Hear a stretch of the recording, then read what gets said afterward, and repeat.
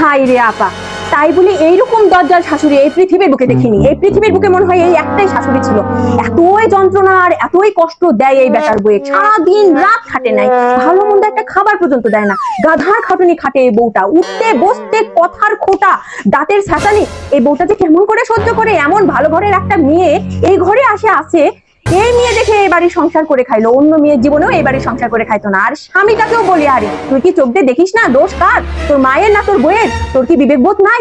তুই কোনো কথাই কস না? এমন স্বামী থাকার থেকে না থাকাই ভালো। আমি হলে তো উনকা স্বামীর সংসার করলামই না এখন আপা। ঠিকই করছেন, স্বামীটা উনকেই।